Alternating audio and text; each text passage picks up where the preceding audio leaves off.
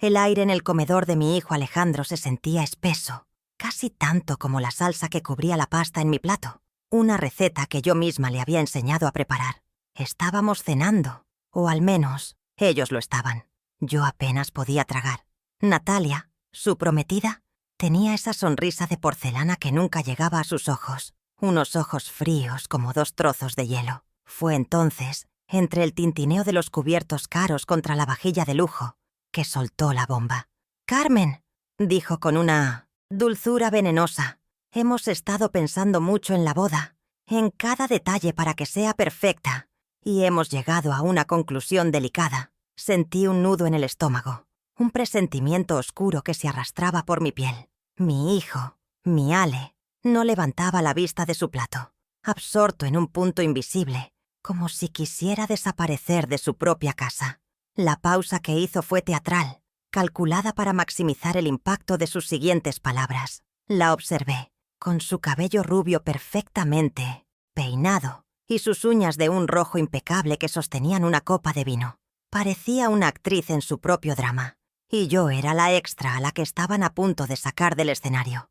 «Verás», continuó, «queremos un evento sofisticado, coherente, y tu presencia, con todo el cariño que te tenemos, simplemente no encaja con la imagen que queremos proyectar. Eres una mujer sencilla, Carmen, y eso es admirable, pero nuestros invitados vienen de otro mundo, de un círculo social que no comprenderías». Cada palabra era una daga afilada que se clavaba directamente en mi corazón. ¿No encajaba? Yo, que le di la vida al hombre que estaba a su lado, ¿no encajaba en el día más importante de su vida? Miré a Alejandro, buscando una pizca de defensa, una negación, un simple gesto que me dijera que aquello era una broma de mal gusto. Pero no encontré nada, solo silencio, un silencio cómplice y devastador que gritaba más fuerte que cualquier insulto. Sus hombros estaban encogidos, su mirada perdida. Era un extraño sentado en la silla donde antes se sentaba mi niño, el que corría a mis brazos cuando se raspaba las rodillas. Natalia, al ver su pasividad, tomó el control absoluto de la situación, como una reina desterrando a una sirvienta. «Espero que lo entiendas», añadió con un tono que no admitía réplica. «Es por el bien de todos. No queremos que te sientas incómoda o fuera de lugar». La ironía era tan amarga que sentí náuseas. Me estaban echando de la vida de mi hijo para no hacerme sentir incómoda. El impacto emocional fue inmediato y brutal. Sentí cómo el calor abandonaba mi cuerpo, reemplazado por un frío gélido que me calaba hasta los huesos. Era una humillación tan profunda, tan íntima, que me dejó sin aire. Las paredes de su lujoso apartamento parecían encogerse a mi alrededor, asfixiándome. Yo, Carmen Morales, la mujer que había vendido tamales en la calle bajo el sol y la lluvia, para que Alejandro tuviera la mejor educación, la que había renunciado a todo por su felicidad, estaba siendo descartada como un mueble viejo que ya no combina con la nueva decoración. La traición no venía solo de ella. La verdadera herida, la que sangraba sin cesar, era la inacción de mi propio hijo. Su silencio era la confirmación de que yo ya no tenía lugar en su nuevo mundo. Me levanté de la mesa con una lentitud que no se correspondía con la tormenta que se desataba en mi interior. Mis manos temblaban, pero me esforcé por mantener la dignidad que me quedaba. No les daría el gusto de verme llorar, de verme derrumbada. «Entiendo», fue lo único que pude susurrar, con la voz rota. La palabra se sintió como una mentira en mi boca, pero era mi única armadura en ese momento. Caminé hacia la puerta, sintiendo sus miradas en mi espalda. Cada paso era un esfuerzo titánico, como si arrastrara el peso de todos los sacrificios que había hecho a lo largo de mi vida, sacrificios que ahora parecían no valer nada, absolutamente nada. El eco de mis zapatos en el suelo de mármol era el único sonido en aquel apartamento lleno de silencios culpables. Al cerrar la puerta detrás de mí, el sonido del cerrojo encajando en su lugar fue como el punto final a un capítulo de mi vida. Me apoyé contra la madera fría, y fue entonces, en la soledad del pasillo, que permití que una lágrima silenciosa rodara por mi mejilla. No era una lágrima de tristeza, sino de una rabia helada, de una claridad dolorosa que emergía de las ruinas de mi corazón. Me habían subestimado, Me veían como una viejecita simple, anticuada, fácil de descartar. Natalia, con su ambición desmedida, y Alejandro, con su cobardía, habían cometido un error garrafal. Creían que mi sencillez era sinónimo de debilidad, que mi amor incondicional era una invitación a ser pisoteada. No tenían ni la más remota idea de la fuerza que se puede forjar en el fuego del sacrificio. Mientras bajaba en el ascensor, con las luces brillantes reflejando mi rostro pálido en el espejo, una promesa silenciosa comenzó a tomar forma en mi mente. No se trataba de venganza, no. Eso sería rebajarme a su nivel. Se trataba de justicia, de honor. Se trataba de recordarles y de recordarme a mí misma que la dignidad de una madre no tiene precio y no se puede negociar. Ellos estaban construyendo su futuro sobre los cimientos de mi pasado, de mi esfuerzo, y yo tenía en mis manos la escritura que probaba de quién era realmente la tierra bajo sus pies. Pensaban que me habían quitado todo, pero se habían olvidado de lo más importante, la verdad. Y la verdad, como las buenas recetas, siempre encuentra el momento perfecto para salir a la luz. Ellos no lo sabían, pero esa noche no habían desterrado a una anciana inofensiva. Habían despertado a la mujer que, por proteger a su hijo, una vez fue capaz de enfrentarse al mundo entero con nada más que sus manos y su coraje. Ahora, ese mismo coraje se volvería hacia adentro, no para atacar, sino para proteger lo último que me quedaba, mi propio valor. Tenían sus planes, su boda, sofisticada, su círculo social. Pero yo tenía algo mucho más poderoso. Tenía la memoria de mi esposo, el sudor de mi frente grabado en cada centavo que gané, y un viejo documento guardado en una caja de metal. Y con eso iba a enseñarles una lección sobre lo que significa de verdad la palabra valor. La partida apenas comenzaba. Permítanme que me presente como es debido, más allá de la sombra en la que me quisieron convertir esa noche. Mi nombre es Carmen Morales. Tengo 68 años de vida bien vivida, con sus alegrías y sus profundas tristezas. Soy viuda desde hace más de una década, cuando mi amado Ricardo se me fue por una enfermedad que no perdona, dejándome con un hueco en el alma, pero también con el motor más grande.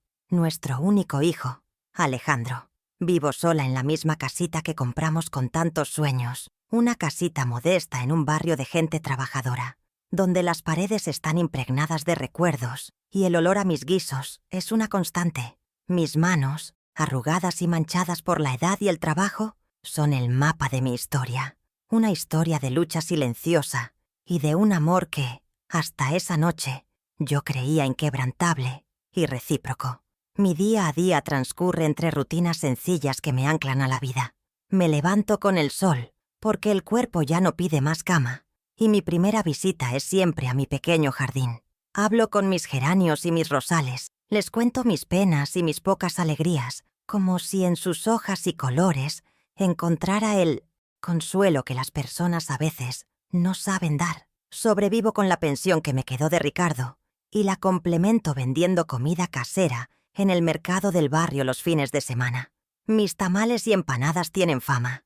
Dicen que mi sazón es único, pero mi verdadero secreto es que cocino con la memoria, con las recetas que mi madre me enseñó y que yo, a mi vez, intenté pasarle a Alejandro.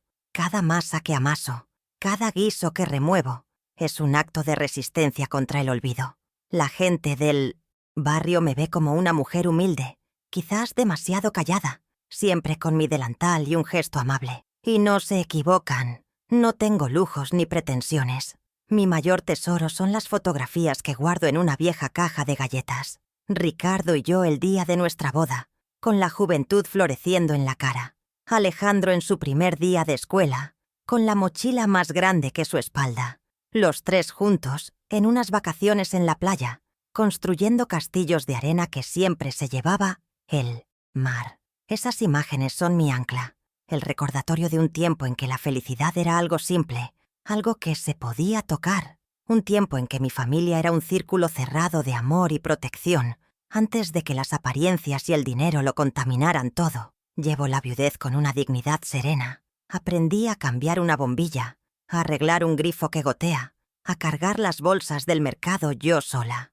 La ausencia de Ricardo me hizo más fuerte en lo práctico, pero también dejó a la vista mi mayor vulnerabilidad, mi hijo.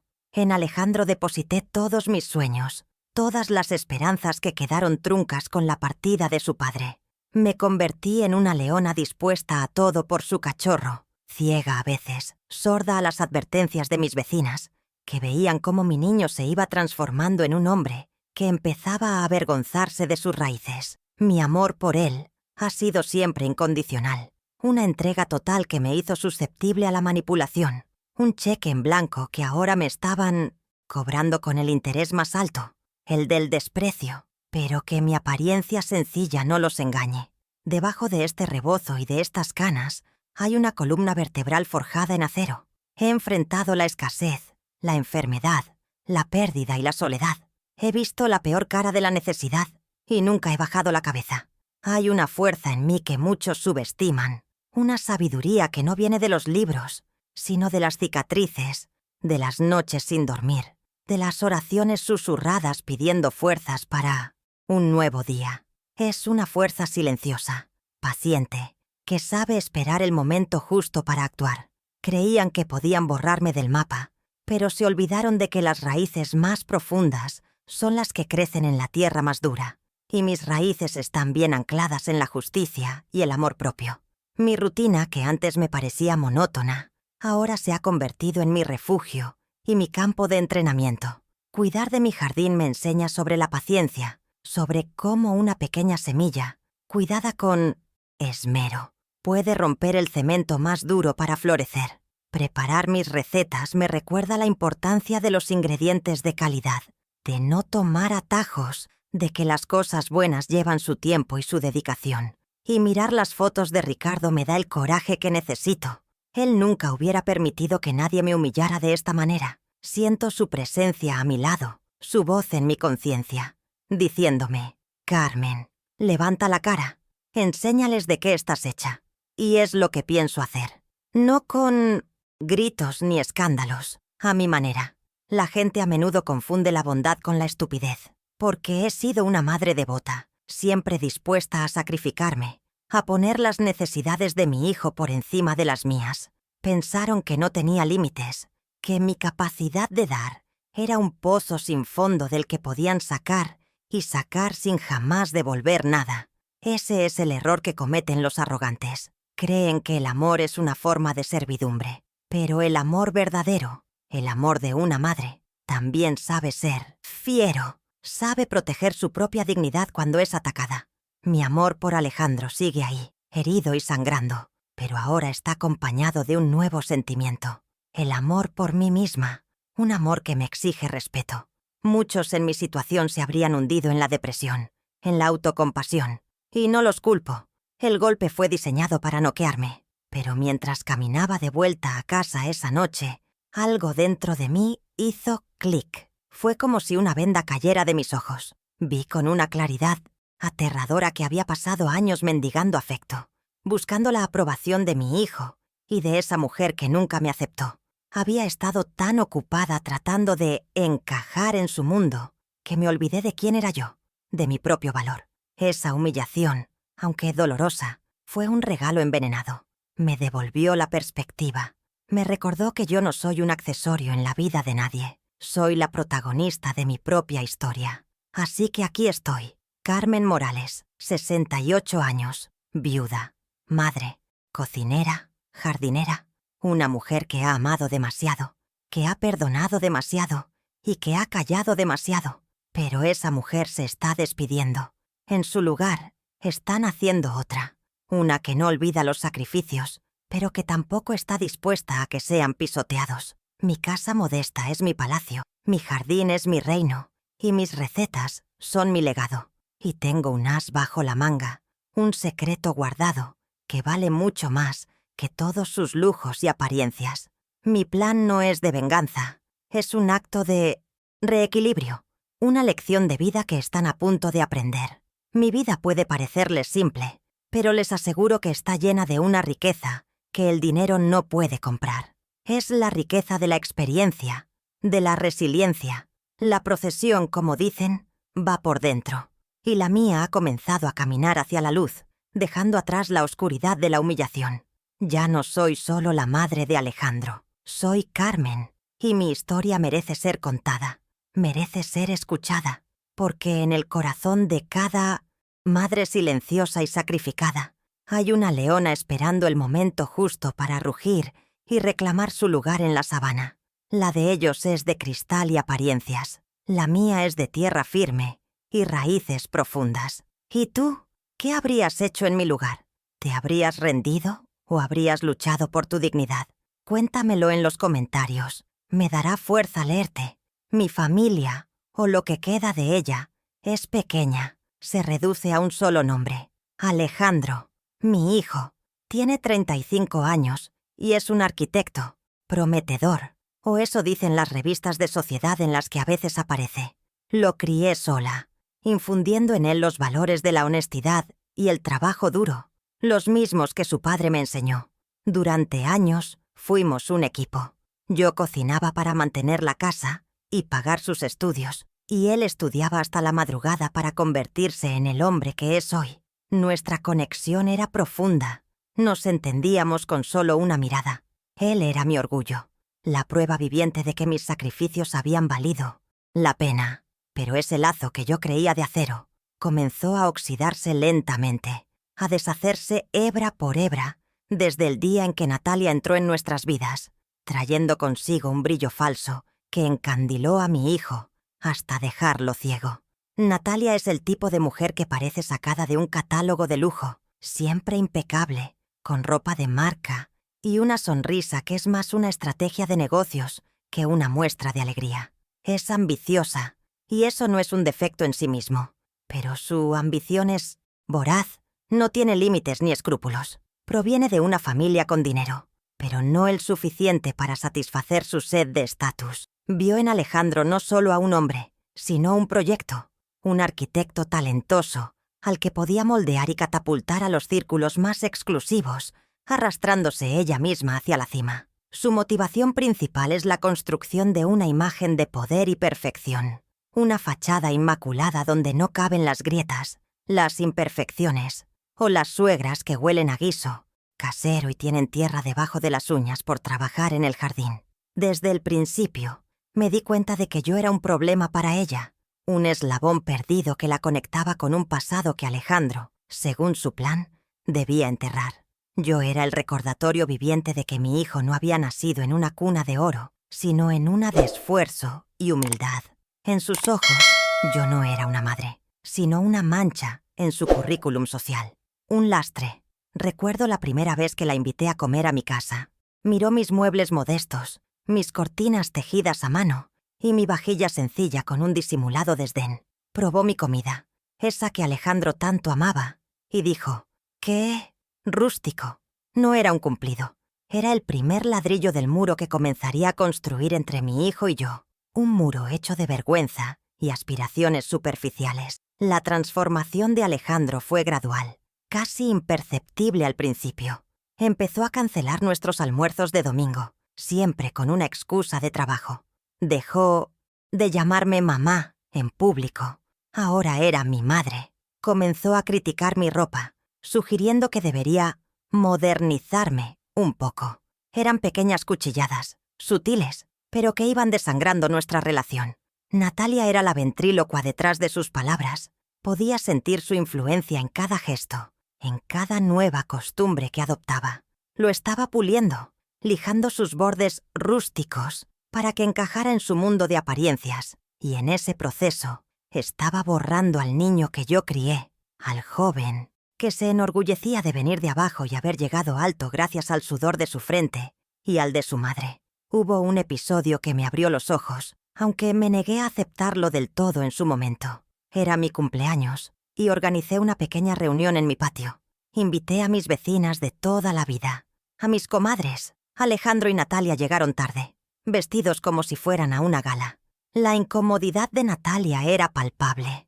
Miraba a mis amigas con una mezcla de curiosidad antropológica y desprecio. En un momento escuché que le susurraba a Alejandro: ¿De verdad esta gente es tu círculo íntimo? Es todo tan pintoresco. Alejandro, En lugar de defendernos, de defender su propia historia, simplemente la tomó del brazo y la alejó, diciéndole algo en voz baja. Esa noche, por primera vez, me sentí avergonzada en mi propia casa. No de mis amigas, ni de mi vida, sino de mi hijo. La tensión alcanzó un punto crítico cuando decidieron construir su casa. Alejandro vino a verme, emocionado, con los planos bajo el brazo. Me dijo que habían encontrado el lugar perfecto. Fue entonces cuando le ofrecí el terreno de su padre. «Es tuyo, hijo. Es la herencia de tu papá. Construyan ahí su nido, su futuro», le dije con el corazón hinchado de amor y generosidad. Natalia pareció encantada con la idea, no porque valorara el gesto, sino porque el terreno estaba en una zona que empezaba a cotizarse alto. Aceptaron mi regalo con sonrisas y abrazos, que hoy sé que eran falsos. Fue la carnada perfecta. Y yo, en mi ceguera de madre, se la entregué en bandeja de plata, sin imaginar que planeaban construir su palacio sobre mi tumba emocional. Desde que comenzaron la construcción, mis visitas se volvieron incómodas. Natalia supervisaba la obra con mano de hierro, y cada vez que yo aparecía para llevarles algo de comer a los obreros o simplemente para ver el avance, ella encontraba una manera de hacerme sentir que sobraba. «Carmen, ten cuidado. El suelo está sucio. No te vayas a manchar», me decía, como si yo fuera una visita inoportuna y no la dueña de la tierra que pisaba. Alejandro se mantenía al margen, absorto en los planos, evitando mi mirada, permitiendo que su futura esposa me tratara como a una extraña, una intrusa en mi propia propiedad. La casa de sus sueños se estaba levantando sobre la demolición de nuestra relación, y él parecía no darse cuenta, o peor aún, no le importaba. Así, la relación con mi hijo se enfrió hasta congelarse. Pasamos de ser confidentes a casi dos desconocidos que comparten un lazo de sangre. Él quedó atrapado en la telaraña de ambición de Natalia, seducido por la promesa de un mundo de lujo y contactos influyentes, un mundo donde una madre como yo era un recordatorio incómodo de un origen que debía ser editado, borrado. Natalia no es una villana de cuento, no es malvada por naturaleza. Es peor que eso, es una persona vacía, y su motivación es llenar ese vacío con cosas, con estatus, con la admiración de los demás, y en su búsqueda desesperada por construir esa vida perfecta, decidió que yo era un escombro que debía ser limpiado. Lo que no calculó es que a veces los escombros más viejos son los que sostienen toda la estructura. Cuando me acusan de ser sencilla, como si fuera una enfermedad o una limitación, no saben que esa sencillez fue el precio de la vida que mi hijo disfruta hoy. Mis manos no son suaves, ni están cuidadas como las de Natalia, porque estas manos han pasado décadas amasando, picando, cosiendo y luchando. Después de que Ricardo falleció, el mundo se me vino encima. Tenía un niño pequeño que alimentar y educar, y la pensión apenas alcanzaba para el alquiler y las cuentas. Fue entonces cuando mi cocina se convirtió en mi trinchera. Empecé a vender comida en la calle, no en un local bonito, no, en una esquina, con una pequeña mesa plegable y una olla que mantenía calientes los tamales que había pasado toda la madrugada preparando. Cada moneda que ganaba olía a esfuerzo, a cebolla, a maíz y a la dignidad de una madre que se negaba a rendirse. Mi jornada comenzaba mucho antes de que saliera el sol. A las 3 de la mañana, mientras la ciudad dormía, mi pequeña cocina ya estaba iluminada y llena de vapor. El silencio de la madrugada era mi único compañero mientras mis manos, rápidas y expertas, preparaban la masa, los guisos y envolvían cada tamal en hojas de maíz, como si envolviera un pequeño tesoro. Luego venían las empanadas, con su repulgue perfecto, una a una, sellando el sabor del sacrificio. A las 6 cargaba mis ollas y mi canasta, un peso que se sentía más en el alma que en los brazos, y caminaba hasta mi esquina, sin importar si hacía un frío que cortaba la piel o un calor que derretía el asfalto. Allí me quedaba, de pie, hasta vender la última pieza. Recuerdo perfectamente el cansancio, un dolor sordo que se instalaba en mi espalda y en mis pies, que al final del día estaban tan hinchados que apenas cabían en mis viejos zapatos. Recuerdo las miradas de desprecio de algunas personas que pasaban de largo y me miraban por encima del hombro, como si mi trabajo honesto fuera algo de lo que avergonzarse. Pero también recuerdo la gratitud en los ojos de los obreros, de los estudiantes, de la gente sencilla como yo, que encontraban en mi comida un consuelo, un pedazo de hogar en medio de su dura jornada. Por cada mirada de desdén, había una sonrisa amable que me daba fuerzas para seguir. Y sobre todo, estaba el rostro de Alejandro, la imagen que guardaba en mi mente para no flaquear.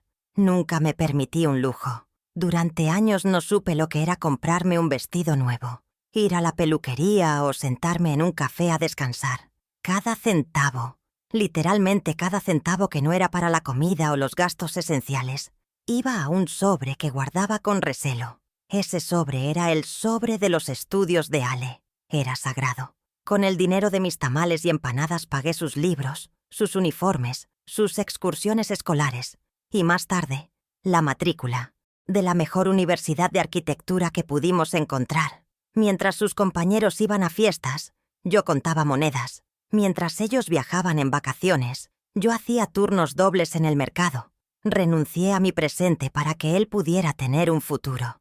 No me arrepiento de ello, pero sí me duele que lo haya olvidado. Mi mayor orgullo era verlo progresar. Cada vez que traía a casa una buena nota, sentía que el dolor de mis pies valía la pena. Cuando se graduó, lloré en silencio en la última fila del auditorio. Lo veía allí, con su toga y su birrete, tan guapo, tan lleno de promesas, y sentía que mi misión en la vida se había cumplido. Él era mi obra maestra, el edificio más importante que yo había ayudado a construir, cimiento a cimiento, con el cemento de mi sudor y mis lágrimas. Le di mis años, mi energía, mi salud. Le di las herramientas para que construyera su propio mundo, un mundo del que, irónicamente, ahora yo estaba siendo excluida por no tener la apariencia adecuada, por ser la humilde obrera de su éxito. El contraste entre lo que di y lo que he recibido es un abismo que me quita el aliento. Yo le di raíces, firmes y profundas, ancladas en la tierra del esfuerzo y la honestidad. Y él, o más bien Natalia, quiere cortar esas raíces para que nadie sepa de dónde viene. Yo le enseñé que el valor de una persona no está en su cuenta bancaria, sino en su corazón y en su palabra. Y ahora, él permite que su futura esposa me valore por la ropa que uso o por la sencillez de mi casa. Le di una vida de oportunidades que yo nunca tuve, y a cambio, me niegan un asiento en la mesa del día más importante de su vida. Es una crueldad silenciosa, una ingratitud que resuena en cada rincón de mi alma vacía. A veces me pregunto si se acuerda, si alguna vez, cuando se sienta en su oficina de diseño, con aire acondicionado y vistas a la ciudad, recuerda el olor del aceite caliente en mi cocina, si recuerda mis manos quemadas por sacar las empanadas del fuego para que él pudiera llevar comida caliente a la escuela. Dudo que Natalia conozca estas historias, y si las conoce, seguramente las ve como anécdotas vergonzosas de un pasado que hay que superar. Para ella, mis sacrificios no son una medalla de honor, son una mancha, una prueba de un origen que no es lo suficientemente sofisticado para sus estándares. Y Alejandro, mi Ale, ha permitido que esa visión distorsionada se convierta en su nueva realidad. No pido que me construyan un monumento, ni que me agradezcan cada día de sus vidas. El amor de una madre no busca facturas ni pagos, pero sí esperaba un mínimo de respeto, de lealtad, de reconocimiento. Esperaba que mi hijo, el hombre que yo crié, tuviera el coraje de decirle a su prometida: esa mujer sencilla de la que hablas es mi madre, y gracias a su sencillez, hoy soy quien soy y tengo lo que tengo. Y en mi boda, ella se sentará en el lugar de honor, o no habrá boda. Pero esas palabras nunca llegaron. En su lugar, hubo un silencio que lo dijo todo. Un silencio que devaluó décadas de mi vida a la nada. Todo lo que hice, lo hice por amor. Un amor ciego, sí, pero puro y desinteresado. Me vacié para que él pudiera llenarse. Me rompí la espalda para que él pudiera caminar erguido. Soporté humillaciones en la calle para que él nunca tuviera que bajar la cabeza. Y el resultado de toda esa entrega es una invitación a desaparecer, a volverme invisible para no arruinar la estética de su boda perfecta. Creen que me han dejado sin nada, pero se equivocan. Me queda la memoria. Y la memoria es un arma poderosa. La memoria de cada sacrificio es ahora el combustible que alimenta mi determinación. No me van a borrar tan fácilmente. Así que, cuando me miren y vean solo a una mujer mayor, de apariencia humilde, quiero que sepan que están viendo a una guerrera, una que luchó sus batallas en la cocina, en las calles, en el silencio de un hogar vacío. Mis arrugas no son solo signos de la edad, son las medallas que gané en la guerra por darle un futuro a mi hijo. Mi sencillez no es pobreza, es la consecuencia directa de su riqueza.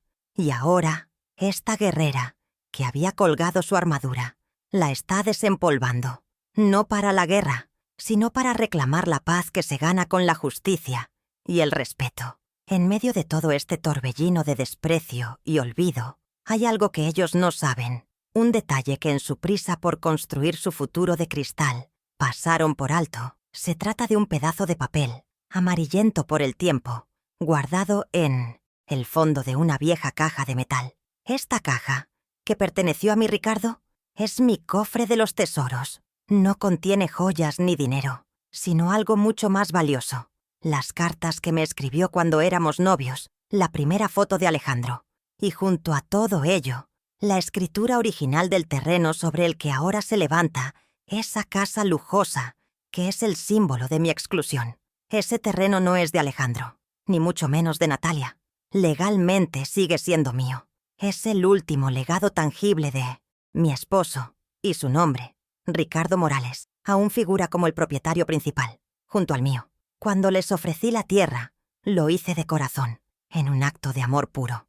«Hijo, esto es para ti, para que construyas tu hogar», le dije. Y en ese momento no pensé en abogados ni en papeleos. En mi mundo, la palabra de una madre a un hijo es más sagrada que cualquier contrato. Ellos, inmersos en su mundo de prisas y apariencias, simplemente asumieron que el terreno era suyo. Contrataron arquitectos, obreros, y empezaron a cavar los cimientos de su vida soñada sin detenerse a formalizar la transferencia de la propiedad. Fue un descuido nacido de su arrogancia, de la certeza de que yo, la mujer sencilla, la anticuada, nunca haría nada al respecto. Dieron por sentada mi sumisión, mi silencio, y ese fue, y será, su más grande error de cálculo. Guardo ese documento no como un arma, sino como un escudo. Cada noche, después de la humillación que sufrí en su casa, abro la caja de metal. El olor a papel viejo y a recuerdos me inunda. Acaricio la escritura, sintiendo la textura frágil del papel, y es como si acariciara la mano de Ricardo. Él trabajó como un burro para comprar ese pedazo de tierra, soñando con construir allí una casa más grande para nosotros, un sueño que la muerte le arrebató. Entregárselo a Alejandro era una forma de honrar la memoria de su padre, de cumplir póstumamente su deseo. Ver cómo ahora lo usan como escenario para despreciarme, para borrarme, es una ofensa no solo a mí, sino también al sudor y los sueños del hombre que les dio su apellido. Este secreto es mi ancla en la tormenta.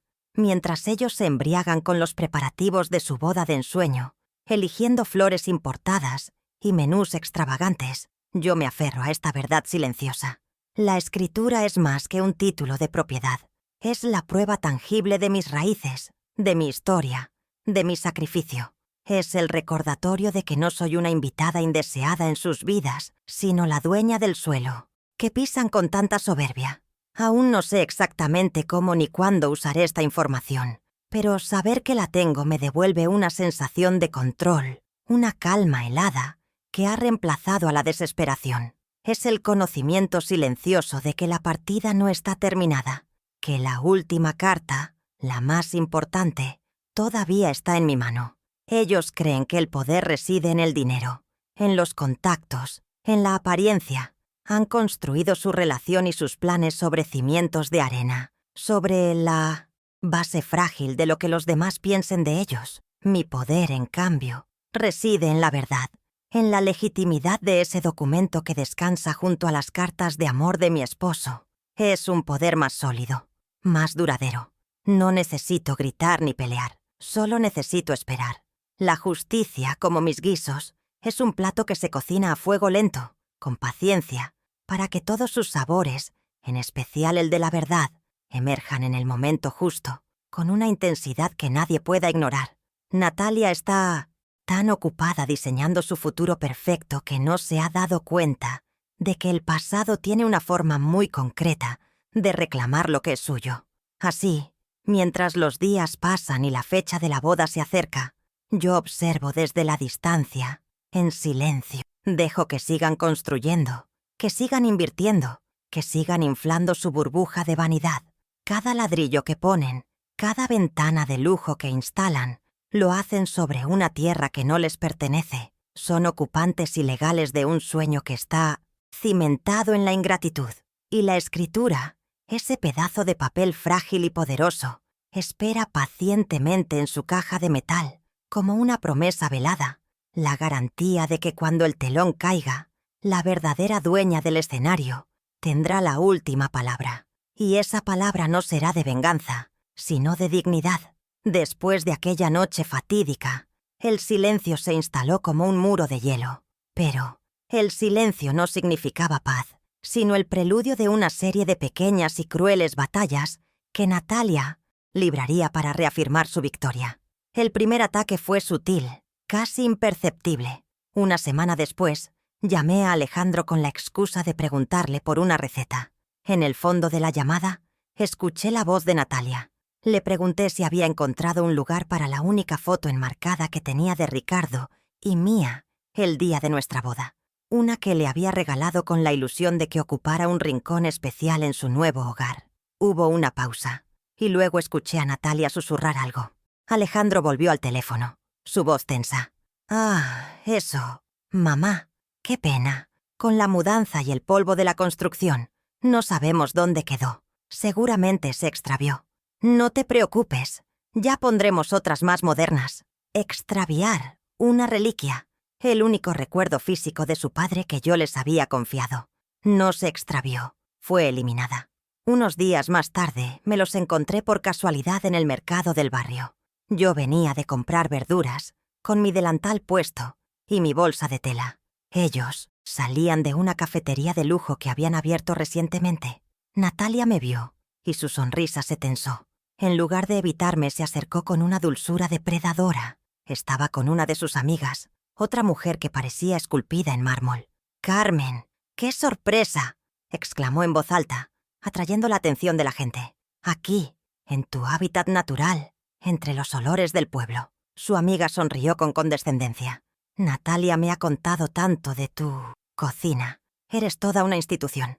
Me sentí como un animal de zoológico, una atracción folclórica para su diversión.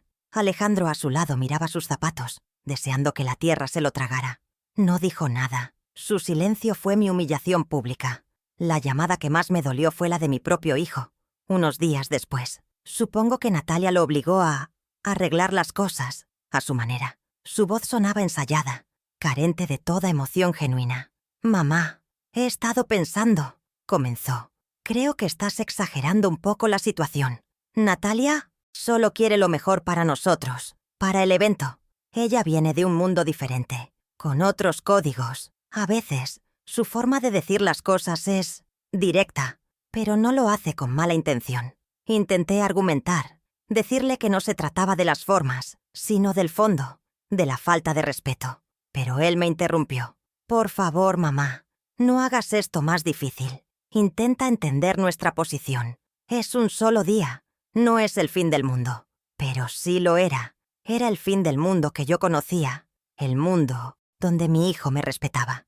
Decidí que no me quedaría de brazos cruzados, que necesitaba ver con mis propios ojos lo que estaban construyendo en mi terreno. Una tarde, horneé unas galletas de mantequilla, las favoritas de Alejandro desde niño, y caminé hasta la construcción. El ruido de las máquinas era ensordecedor. Al llegar vi a Natalia dando órdenes a los obreros, con un casco de seguridad blanco impoluto sobre su cabellera rubia. Me vio, y su rostro se transformó. Se acercó a la reja con una calma gélida. «Carmen, qué visita tan inesperada», dijo sin abrirme. «Lo siento, pero no puedes pasar. Por políticas de seguridad, solo el personal autorizado puede estar en la obra». Le mostré la bandeja de galletas. «Solo venía a traerles esto, a ti y a Ale». Ella sonrió, una sonrisa que no llegó a sus ojos. ¡Qué detalle! Dámelas. Yo se las doy a los obreros. Seguro les encantan las cosas caseras. Ahora, si me disculpas, estoy muy ocupada. Me cerró la reja en la cara, dejándome allí, con el olor a mantequilla y humillación en el aire. El conflicto escaló de lo privado a lo familiar. Natalia organizó una cena para presentar a sus padres y a algunos familiares cercanos. Por supuesto, yo no estaba invitada. Me enteré por mi vecina, cuya hija trabajaba en el servicio de catering del evento. La descripción que me dio fue como un puñal en el pecho. Un menú degustación de 7 platos, una decoración exquisita y un discurso de Alejandro en el que agradecía a sus nuevos padres por acogerlo en su maravillosa familia. Según el relato, no me mencionó ni una sola vez. Era como si yo no existiera, como si él hubiera nacido por generación espontánea en el seno de esa familia adinerada. Estaba siendo borrada sistemáticamente de su vida, de su historia. Y lo peor es que él era un participante activo en esa demolición. Luego vino el episodio de las invitaciones de boda. Supe que habían llegado porque vi la publicación de Natalia en sus redes sociales. Una foto artística de una pila de sobres de color marfil, con una caligrafía elegante y un sello de cera. El texto decía: oficialmente en camino, contando los días para el gran momento. Cada día, al volver a casa, revisaba mi buzón con una mezcla de esperanza tonta y pavor. Sabía que no llegaría, pero una parte de mí, la madre ingenua que se negaba a morir, aún esperaba un milagro. Por supuesto, la invitación nunca llegó. Fue la confirmación final, el sello de cera sobre mi sentencia de exclusión. No era un olvido, era una declaración de principios. Yo no formaba parte de ese gran momento.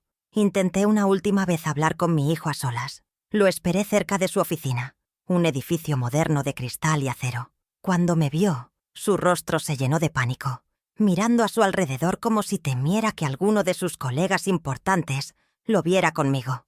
Lo abordé con calma. Alejandro, solo necesito 5 minutos. Necesito entender. Me llevó a una esquina, apurado. Mamá, ahora no es un buen momento. ¿Qué haces aquí?, dijo casi en un susurro. Le supliqué con la voz quebrada. ¿Por qué, hijo? ¿Por qué permites esto? ¿Ya no me quieres? Él desvió la mirada, incapaz de sostenerme los ojos. Claro que te quiero, mamá, pero las cosas son complicadas. La vida cambia.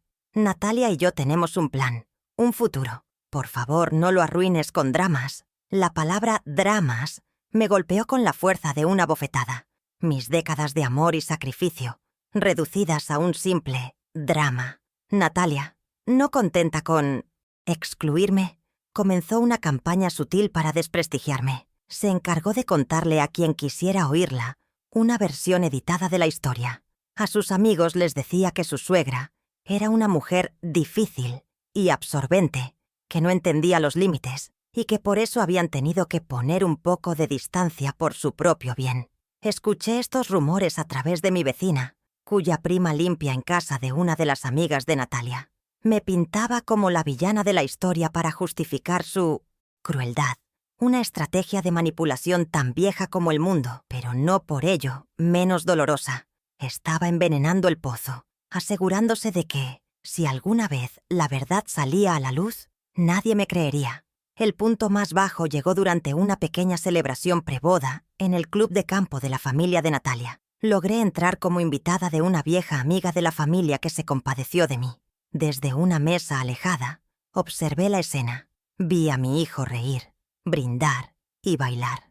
Vi a Natalia, radiante, recibiendo felicitaciones. En un momento el padre de ella dio un discurso, alabando a Alejandro como el hijo que siempre quiso tener. Y mi hijo, mi Alejandro, sonrió y lo abrazó, aceptando ese papel. Me sentí como un fantasma, invisible a los ojos de todos, especialmente a los de mi propio hijo. Fue una tortura presenciar su felicidad, construida sobre los cimientos de mi dolor y mi ausencia. Incluso mis intentos de mantener las tradiciones familiares fueron saboteados. Para la fecha, que habría sido el aniversario de bodas mío y de Ricardo, preparé su platillo favorito y llamé a Alejandro, pensando que, quizás, solo quizás, Querría compartir ese momento conmigo. La que contestó fue Natalia. Alejandro está en una prueba de vestuario. Muy importante, dijo con frialdad. Además, Carmen, creemos que es hora de dejar de vivir en el pasado. Ricardo ya no está. Aferrarse a esas fechas solo te hace daño. Deberías seguir adelante. Me colgó el teléfono. La osadía de decirme cómo y cuándo llorar a mi propio esposo, el padre de su prometido, me dejó temblando de rabia. Habían cruzado una línea que no tenía retorno.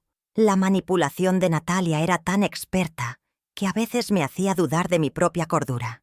Me enviaba mensajes de texto ocasionales, llenos de una falsa preocupación. «¿Estás bien, Carmen? Alejandro y yo nos preocupamos por ti. Te notamos muy decaída últimamente.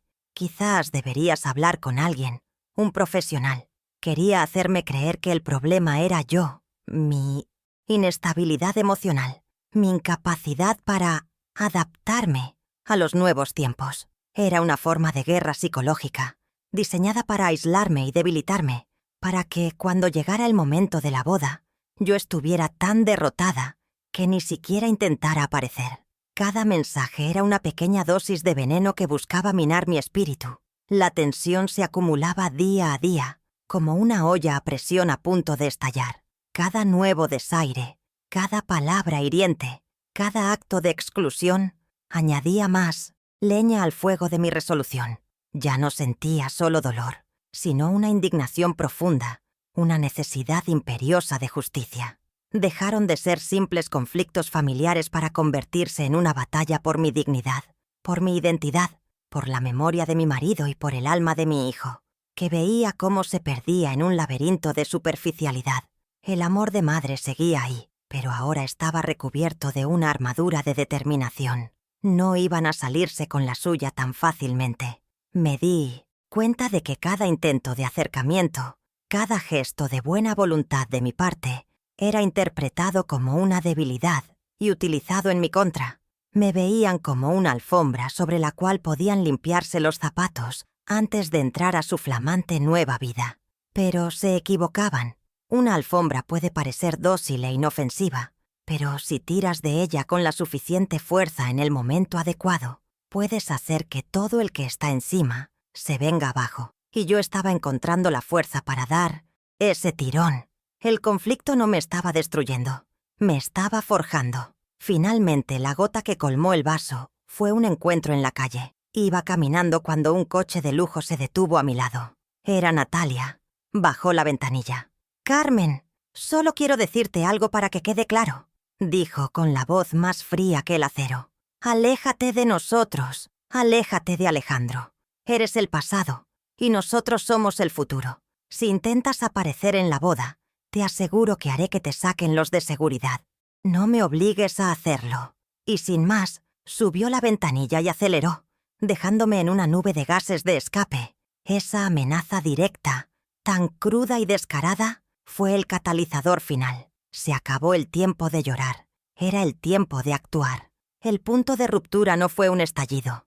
No fue un grito de desesperación en medio de la calle. Fue todo lo contrario. Fue un silencio profundo y absoluto que se instaló en mi interior justo después de que el coche de Natalia desapareciera en la distancia, dejándome envuelta en su soberbia y en los gases de su motor. Me quedé allí, de pie en la acera, y sentí cómo algo dentro de mí, que había estado luchando, suplicando y llorando, finalmente se detuvo. Fue como si una tormenta interna que había durado meses cesara de repente, dejando tras de sí una calma extraña, fría y lúcida. En ese instante, dejé de mendigar amor, dejé de buscar explicaciones, dejé de esperar un milagro. La madre que perdonaba todo murió en esa acera, y en su lugar nació una mujer con un propósito claro, forjado en el hielo de la última humillación. Llegué a mi casa y me moví con una lentitud deliberada, como si cada gesto tuviera un nuevo peso, un nuevo significado. No lloré. Guardé las compras, me quité mi delantal y me senté en la mecedora de Ricardo, la que crujía de una forma tan familiar. Miré por la ventana hacia mi jardín, a los rosales que con tanto esmero cuidaba, y comprendí una verdad fundamental. Al amor no se le puede obligar a florecer donde no hay tierra fértil. Había estado regando una piedra, esperando que diera flores. Mi hijo y su prometida habían tomado su decisión, y ahora yo tomaría la mía. La tristeza se había transformado en una energía diferente, una determinación serena y afilada como un cuchillo. Se acabaron las súplicas. Era hora de la estrategia. La leona herida ya no lamía sus heridas, afilaba sus garras en silencio. Mi primer movimiento fue discreto. A la mañana siguiente preparé un café y un bizcocho recién horneado y crucé el patio para visitar a mi vecina, Elena. Elena es más que una vecina. Es la hermana que la vida me dio, una mujer práctica y de lealtad inquebrantable que había sido testigo silencioso de mi calvario. Le conté todo, sin adornos, sin lágrimas, con una voz firme que hasta a mí misma me sorprendió. Le hablé de la exclusión, de las humillaciones y, finalmente, de la amenaza de Natalia. Ella me escuchó, asintiendo lentamente, su rostro endureciéndose con cada palabra. Cuando terminé, no me ofreció pañuelos ni palabras de consuelo. Me miró a los ojos y me preguntó: «¿Y qué vas a hacer, Carmen? Porque sé que no te vas a quedar de brazos cruzados». Sabía que en ella encontraría una aliada, no una espectadora. Fue Elena quien me dio la idea. Su sobrino trabajaba en un bufete de abogados. Le conté de la escritura del terreno, del pequeño detalle que habían pasado por alto. Sus ojos se iluminaron con una chispa de astucia. «Carmen, esto lo cambia todo», me dijo. «Pero no puedes ir con cualquier abogado. Necesitas a alguien de confianza, alguien que entienda el valor de la palabra y el honor». Y entonces recordé un nombre, un eco del pasado. «Ernesto Soto», dije en voz baja. Ernesto había sido el mejor amigo de Ricardo, su compañero de dominó de los sábados, y ahora era uno de los abogados más respetados de la ciudad. Hacía años que no lo veía, pero sabía que si alguien podía ayudarme a hacer justicia sin caer en la venganza, era él.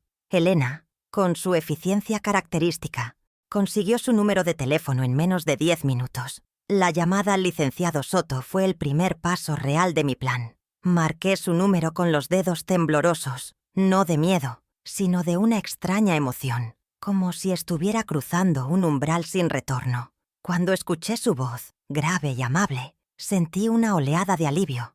«Carmen Morales», le dije, «soy la viuda de Ricardo». Hubo un silencio al otro lado de la línea, y luego un cálido: «Carmencita, claro que me acuerdo. ¿Cuántos años? ¿En qué puedo servirte?». Le pedí una cita, diciéndole que era un asunto delicado, relacionado con el patrimonio de Ricardo. Me dio una cita para el día siguiente. Al colgar, sentí que una pieza fundamental de mi plan silencioso acababa de encajar en su lugar. Ya no estaba sola. Tenía la ley y la memoria de mi lado. Esa noche, abrí de nuevo la caja de metal. Saqué la escritura y las cartas de Ricardo. Las leí una por una, no con nostalgia, sino buscando fuerza en sus palabras, en su amor incondicional. Él nunca me habría dejado sola en esto. Su memoria era mi estandarte. Coloqué la escritura en un sobre junto a una copia de nuestro certificado de matrimonio y el acta de defunción de Ricardo. Preparé mi pequeña carpeta de pruebas con el esmero de quien prepara su mejor receta. No era un acto de guerra, sino de autopreservación. Iba a la reunión con el abogado no como una víctima, sino como la legítima defensora del legado de mi familia. Un legado que iba mucho más allá de un simple trozo de tierra. Se trataba de principios, de valores que ellos habían decidido pisotear. Mi plan comenzó a tomar forma en mi mente con una claridad meridiana. No se trataba de detener la boda, ni de arruinarles la vida. Eso sería demasiado simple, demasiado burdo. Mi objetivo era más profundo. Quería que la verdad saliera a la luz en el momento y el lugar donde más les doliera, en el clímax de su farsa, frente a todos esos invitados sofisticados ante los cuales querían presentar una imagen de perfección. Quería que su mundo de apariencias se derrumbara no por un grito mío, sino por el peso de un documento legal, por la fuerza silenciosa de la verdad. El plan era permitir que siguieran adelante, que gastaran su dinero, que inflaran su ego hasta el límite, para que la caída fuera más sonora, más educativa. Así, en el silencio de mi pequeña casa, mientras la ciudad ajena a mi drama dormía, Yo me convertí en una estratega.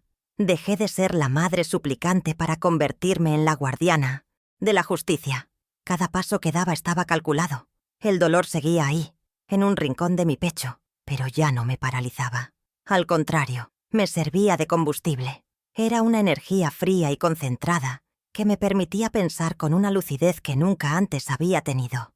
Habían subestimado mi inteligencia tanto como habían subestimado mi fuerza, y en esa subestimación, en esa soberbia, estaba la semilla de su propia caída. Mi ruptura no fue con ellos, fue con la versión de mí misma que permitía ser maltratada. Y esa ruptura silenciosa iba a provocar el ruido más estruendoso que jamás hubieran imaginado. Mi reunión con el licenciado Ernesto Soto fue la primera luz de sol tras una larga tormenta. Su oficina no era como las que se ven en las películas, llenas de lujo y frialdad. Era un espacio cálido, con estanterías de madera repletas de libros y un leve olor a tabaco de pipa y a papel antiguo. Ernesto me recibió con un abrazo que me recordó a los de mi Ricardo. Le extendí mi carpeta con los documentos, y él los examinó con una atención meticulosa, sus cejas pobladas frunciéndose en concentración. Mientras leía, su expresión pasaba de la curiosidad a la sorpresa, y de ahí a una indignación contenida. Cuando levantó la vista, sus ojos, que habían visto miles de casos, reflejaban una profunda empatía. «Carmencita», dijo, con su voz grave resonando en el silencio. «Legalmente, esto es inexpugnable. El terreno es tuyo, sin lugar a dudas». Sentí como si me quitaran un peso de encima, la validación de que no estaba loca, de que mi reclamo era justo. Ernesto no solo lo vio como un caso legal, sino como una cuestión de honor. Ricardo era mi amigo, continuó, golpeando suavemente la escritura con el dorso de sus dedos. Y era un hombre de palabra. Ver que su propio hijo permite que se pisotee su legado y se te humille de esta manera es inaceptable. No voy a cobrarte ni un centavo, Carmen. Considera esto una deuda de amistad con la memoria de Ricardo. Y te aseguro que no solo vamos a hacer valer tus derechos, sino que lo haremos de una forma que les dé una lección inolvidable sobre el respeto. Por primera vez en meses, sentí una genuina esperanza. Tenía un aliado, y uno muy poderoso. Fue Ernesto quien perfeccionó mi plan, dándole la forma legal y estratégica que necesitaba. Le conté mi idea de esperar hasta la boda, y en lugar de disuadirme, una lenta sonrisa se dibujó en su rostro. «Es audaz, Carmen, poético incluso», admitió. «La humillación pública no es mi estilo, pero en este caso, la justicia requiere un escenario a la altura de la ofensa. Prepararemos una notificación de embargo de la obra por construcción ilegal en propiedad ajena. No la enviaremos antes. La entregará un oficial de justicia en persona, en medio de la recepción de la boda. En el momento de mayor celebración, cuando se sientan intocables, será silencioso, profesional y absolutamente devastador». La idea era brillante. No era un ataque vulgar, sino un movimiento de ajedrez, impecable, usando la propia ley como espada. Con el plan legal en marcha, sentí la necesidad de dar un pequeño paso por mi cuenta. Una señal, una advertencia sutil, que solo ellos pudieran entender. Usé una pequeña parte de mis ahorros, el dinero que guardaba para emergencias, para contratar a una prestigiosa firma de topógrafos. Les di la dirección del terreno y una copia de la escritura, y les pedí que fueran a realizar una verificación y remarcación oficial de linderos. No les di más explicaciones. Sabía que su sola presencia allí, con sus teodolitos y sus estacas, sería como una piedra en el zapato perfectamente lustrado de Natalia. Era mi forma de decirles, en un lenguaje que no podían ignorar: «Estoy aquí, y esta tierra me pertenece». El día que los topógrafos se presentaron en la construcción, fue mi primera pequeña victoria silenciosa. Mi vecina Elena, mi fiel centinela, me lo contó todo con lujo de detalles. Natalia estaba allí, por supuesto, supervisando la instalación de unas ventanas panorámicas carísimas. Cuando vio a los hombres con sus equipos, se acercó con arrogancia. «¿Se puede saber qué hacen ustedes aquí?», les espetó.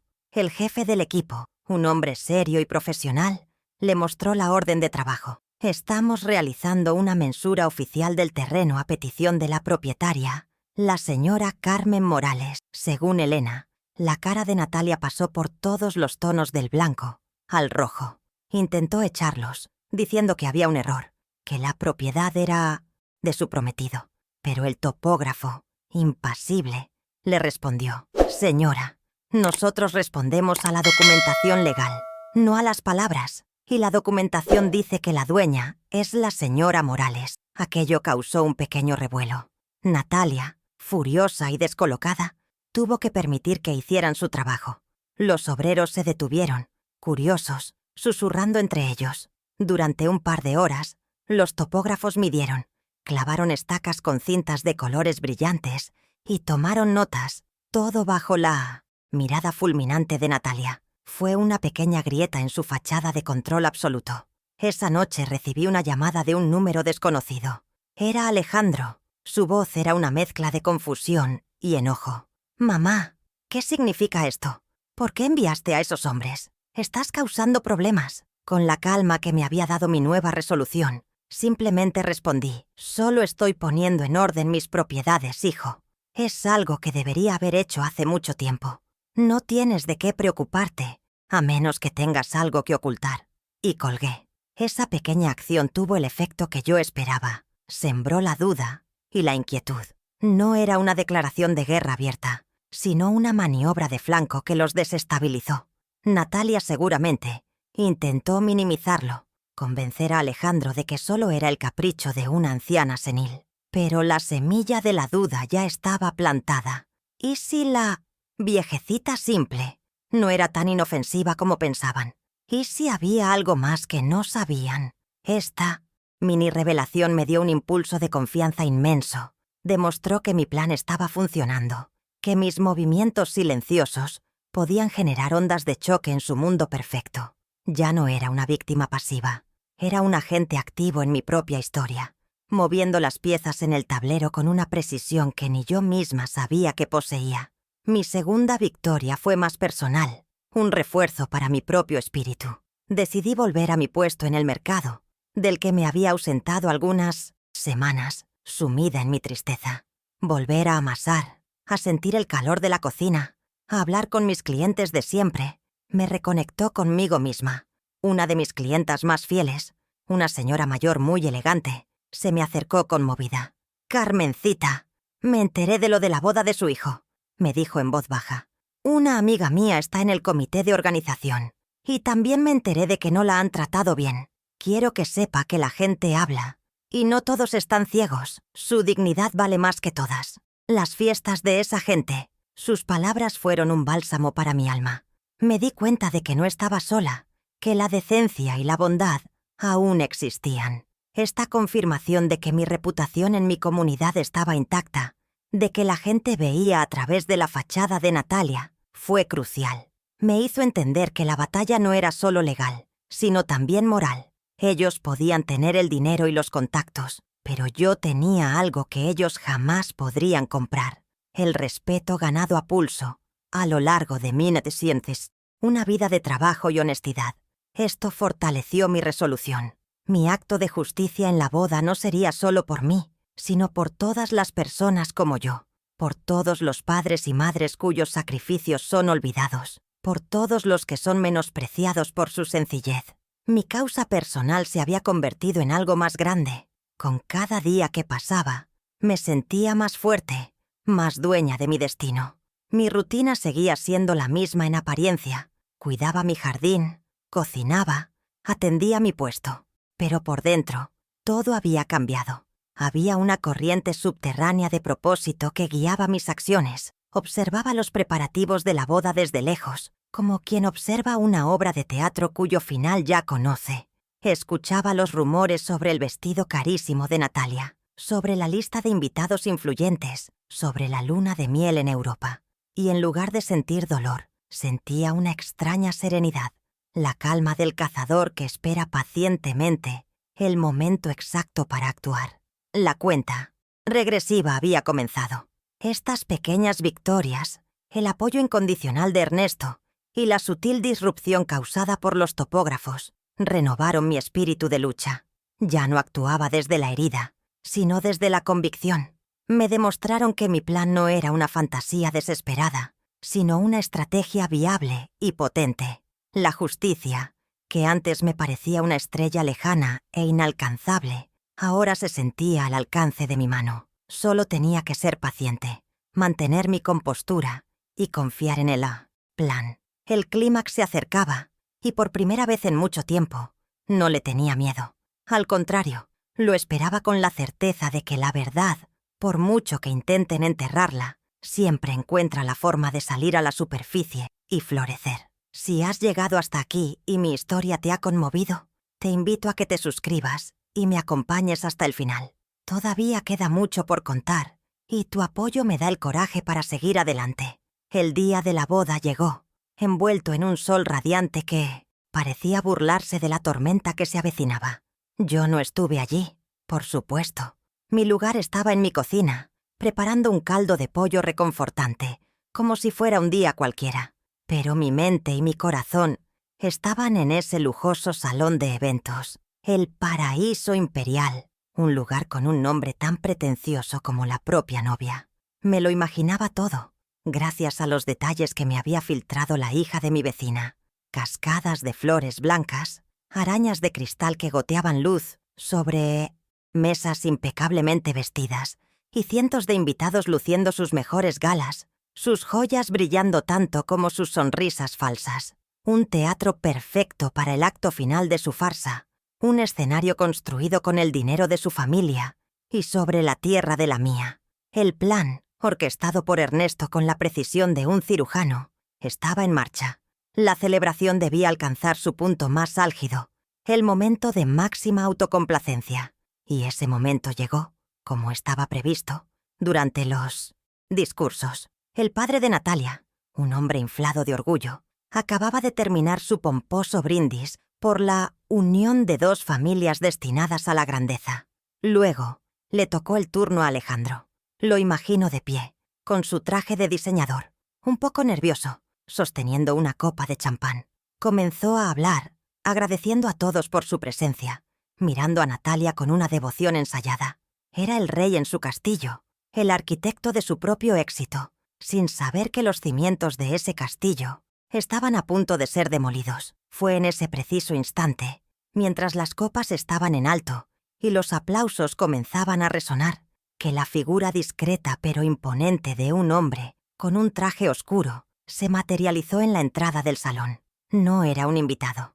Caminaba con la autoridad silenciosa de quien no viene a celebrar, sino a cumplir con un deber. Era el oficial de justicia, un hombre de rostro adusto y movimientos parsimoniosos, elegido por Ernesto por su capacidad para no inmutarse ante el drama. Avanzó entre las mesas sin prisa pero sin pausa, un tiburón silencioso nadando en un mar de peces de colores. Los invitados lo seguían con la mirada, una ola de curiosidad y murmullos extendiéndose por el salón. La música suave del cuarteto de cuerdas pareció vacilar. El oficial se dirigió directamente a la mesa principal, donde los novios, como reyes en su trono, recibían las ovaciones. Se detuvo frente a ellos, ignorando la tensión que se había instalado en el aire. Con un gesto profesional, sacó de su maletín un sobre grande de color manila. «Señor Alejandro Morales, señora Natalia Rivas», dijo, con una voz clara y neutra que cortó el ambiente festivo como un bisturí. «Tengo orden de entregarles esta notificación judicial». Alejandro, pálido y confundido, extendió una mano temblorosa para recibir el sobre. Natalia lo miraba con una mezcla de irritación y alarma, como si la presencia de aquel hombre fuera una mancha de grasa en su mantel de seda. El silencio en el salón era ahora total, pesado, expectante. Alejandro abrió el sobre con torpeza, sus dedos luchando contra el papel. Sacó el documento y sus ojos comenzaron a recorrer las primeras líneas. Lo imagino leyendo y releyendo, su cerebro tratando de procesar el lenguaje legal, frío y brutal. La sangre abandonó su rostro, dejándolo con una palidez mortal. Natalia, impaciente, le arrebató el papel de las manos, y entonces ella también leyó. Sus ojos, antes brillantes de triunfo, se abrieron desmesuradamente, fijos en la frase clave que Ernesto se había asegurado de que estuviera en la primera página. Se notifica el embargo inmediato de la construcción en curso por encontrarse en una propiedad perteneciente a la señora Carmen Morales sin la debida autorización legal del titular. El sueño se había convertido en una pesadilla de papel sellado. El documento cayó de las manos de Natalia, flotando lentamente hasta aterrizar sobre un pétalo de rosa blanca en la mesa. La noticia, aunque no se había dicho en voz alta, se esparció por el salón como una onda expansiva. La gente en las mesas más cercanas, que había logrado leer por encima del hombro o interpretar el shock en los rostros de los novios, comenzó a susurrar, y los susurros se convirtieron en un murmullo colectivo. Un zumbido de escándalo que llenó cada rincón del paraíso imperial. El castillo de naipes construido con tanto esmero se venía abajo. La novia, la reina de la fiesta, estaba desnuda en su humillación, expuesta ante el mismo público para el que había montado todo aquel espectáculo. Imagino la cara de Natalia en ese momento, su máscara de sofisticación y control, resquebrajada, mostrando el rostro del pánico y la furia, su sueño de estatus, su imagen de poder. Todo se disolvía bajo las luces de cristal, frente a las miradas de todos esos invitados importantes. No era solo la casa, era todo lo que representaba, su ascenso social, su victoria sobre el pasado humilde de su marido, su futuro perfecto. Todo, embargado, detenido, cuestionado por un pedazo de papel a nombre de la mujer a la que había llamado simple y anticuada. La justicia silenciosa había llegado, no con un grito, sino con el sello de un tribunal. La ironía era tan cruel como poética. Alejandro, por su parte, estaba paralizado. El hombre que había guardado silencio cuando debió defender a su madre, ahora estaba mudo por el shock. La realidad lo golpeó con la fuerza de un tren. Se dio cuenta, demasiado tarde, de la magnitud de su error, de su ceguera, de su cobardía. Había cambiado el amor incondicional de su madre por la ambición hueca de una mujer que ahora lo miraba con ojos llenos de acusación. Había permitido que la humillaran, que la desecharan, y ahora, esa misma mujer humillada sostenía las riendas de su futuro, de su casa de ensueño, sin siquiera estar presente.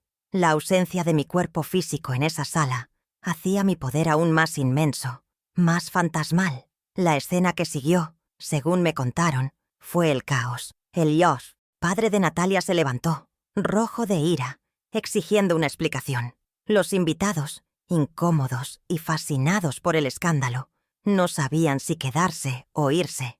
La fiesta, que había costado una fortuna, se había convertido en un funeral. La música se detuvo por completo. El único sonido era el murmullo creciente del chisme y la primera acusación que Natalia, temblando de rabia, le espetó a Alejandro. «¿Cómo pudiste no saber esto? Arruinaste todo».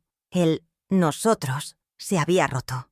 Ya no era su proyecto conjunto, era la culpa de él. El amor se había revelado como lo que realmente era, un negocio que acababa de entrar en bancarrota. Mientras tanto, en mi pequeña cocina, yo terminaba de tomar mi caldo. El teléfono comenzó a sonar. Probablemente Elena con los detalles jugosos del desenlace. No contesté. Apagué la luz de la cocina y me senté en la mecedora, en la oscuridad, saboreando no la venganza, sino la paz de haber reclamado mi dignidad, de haber honrado la memoria de mi esposo, de haberle enseñado a mi hijo una lección que ninguna universidad podría haberle dado. El sonido más dulce esa noche no fue el de una orquesta de cuerdas en un salón de lujo, sino el del silencio en mi casa, un silencio lleno de justicia, un silencio que retumbaba con la fuerza de la verdad. Las consecuencias de aquella noche no se hicieron esperar. La boda, por supuesto, fue anulada. Me contaron que la discusión entre Natalia y Alejandro fue explosiva, allí mismo, entre las ruinas de su fiesta. Las acusaciones volaron como platos rotos. Ella lo culpaba por su estupidez, por no haber asegurado la propiedad. Él la culpaba por su crueldad, por haberlo empujado a darle la espalda a su propia madre. La máscara del amor se cayó, revelando los rostros del interés y el resentimiento. Para Natalia, la pérdida fue total. No solo perdió la casa y al futuro marido, sino también su bien más preciado, su estatus. El escándalo fue la comidilla de su círculo social durante meses. Desmoralizada y convertida en un chiste, desapareció. Su familia pagó las deudas del evento fallido y poco después se mudaron de la ciudad. Natalia se desvaneció de nuestras vidas como el humo, una pérdida tan simbólica como concreta. Días después de la no boda, Alejandro apareció en mi puerta. Era una sombra del hombre que vi en las fotos de la fiesta. Estaba más delgado, con ojeras profundas y una mirada perdida. La arrogancia se había evaporado, dejando solo a un niño asustado y arrepentido. Se arrodilló en mi umbral, algo que nunca pensé que vería, y llorando, me pidió perdón. Sus sollozos eran desgarradores, un torrente de culpa y remordimiento que había estado contenido por mucho tiempo. Me suplicó que lo perdonara. Dijo que había sido un ciego, un cobarde, un idiota manipulado por la ambición. Escuché sus palabras, y aunque mi corazón de madre se conmovía, la mujer herida en mí sabía que el perdón no podía ser tan fácil. Las heridas que él había permitido que me hicieran eran demasiado profundas para ser curadas con un simple «lo siento». Mi respuesta no fue la que él esperaba. No le ofrecí un abrazo inmediato ni palabras de consuelo. Con una calma que me sorprendió a mí misma, le pedí que se levantara. Lo miré a los ojos y le dije: «Alejandro, te amo porque eres mi hijo, pero no reconozco al hombre en el que te has convertido. El perdón no es una palabra, es un proceso, y el tuyo apenas comienza». Le impuse una condición, un distanciamiento temporal. Necesitas tiempo, no para que yo te perdone, sino para que te perdones a ti mismo. Necesitas reencontrarte, recordar los valores que tu padre y yo te enseñamos. Vete, reflexiona, y cuando sepas quién eres realmente, sin Natalia, sin el lujo, sin las apariencias, entonces, y solo entonces, vuelve a buscarme. Fue lo más difícil que he hecho en mi vida, pero sabía que era necesario para ambos. Los meses siguientes fueron de una lenta y dolorosa reconstrucción. Alejandro se mudó a un pequeño apartamento. Dejó su trabajo en la firma de arquitectos ostentosa y comenzó a trabajar en proyectos más pequeños y con sentido social. Me enviaba cartas, no correos electrónicos ni mensajes de texto, sino cartas escritas a mano, como las que me escribía Ricardo. En ellas no pedía perdón, sino que me contaba sus pensamientos, sus recuerdos de la infancia, su lucha por entender cómo se había perdido a sí mismo. No las respondía, pero las guardaba todas en la caja de metal, junto a las de su padre. Estaba dándole el espacio que necesitaba para sanar, y en el proceso yo también sanaba, aprendiendo a ser Carmen de nuevo. No solo la madre de. Nuestra reconciliación se dio de forma gradual, sin grandes dramas. Un día, sin previo aviso, apareció en mi puesto del mercado. No dijo nada, simplemente se puso un delantal y comenzó a ayudarme a despachar, como hacía cuando era un adolescente. Mis clientas lo miraban, sorprendidas, pero yo actué con naturalidad. Trabajamos juntos en silencio durante horas, y en ese silencio compartido, en el simple acto de trabajar codo a codo, se reconstruyó el puente que se había roto. Al final del día, mientras guardábamos las cosas, me miró y dijo: «Gracias, mamá».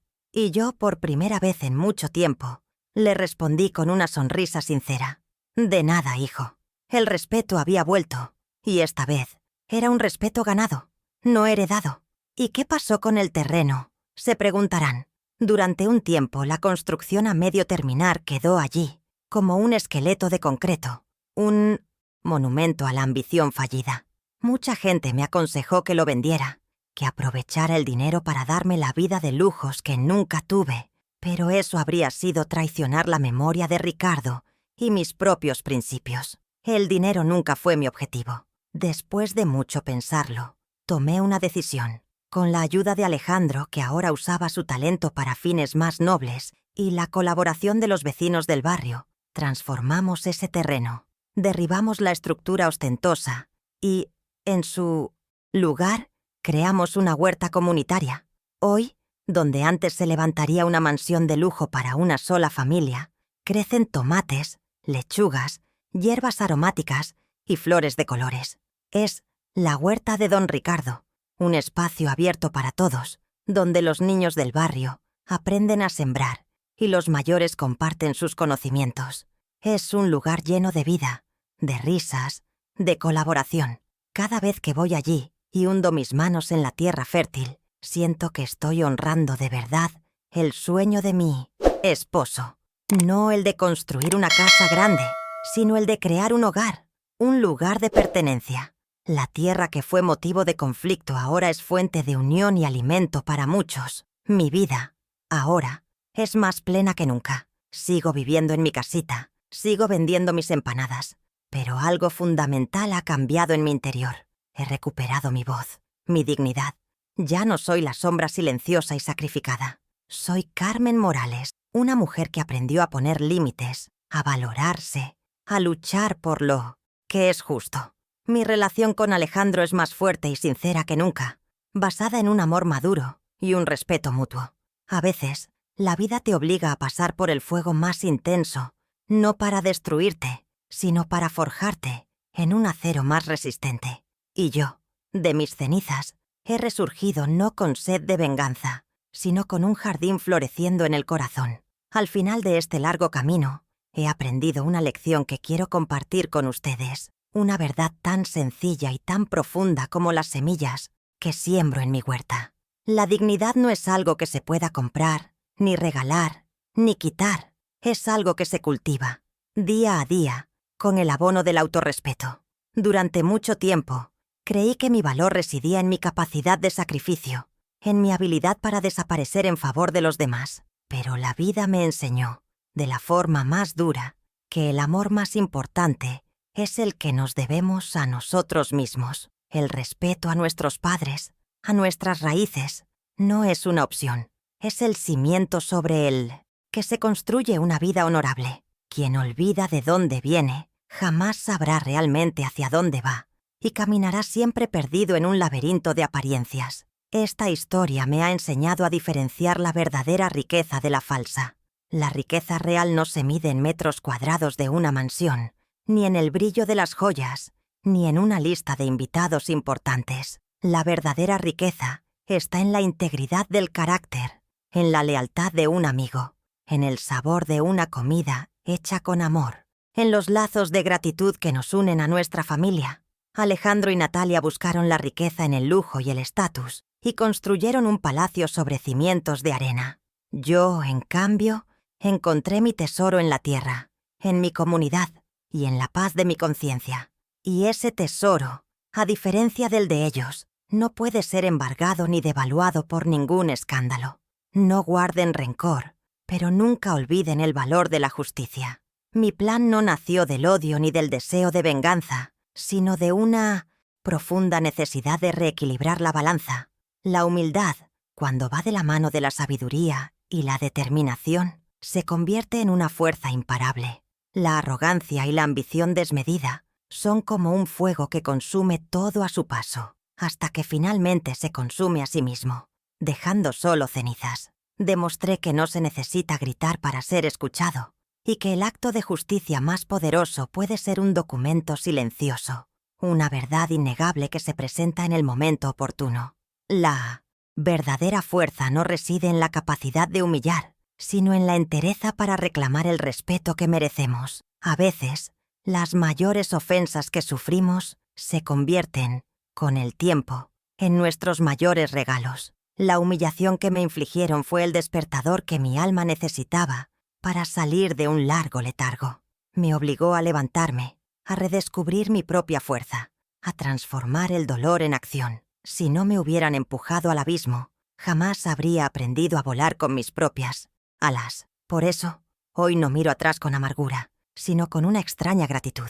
Perdoné a mi hijo, pero más importante aún, me perdoné a mí misma por haber permitido que mi valor fuera cuestionado durante tanto tiempo.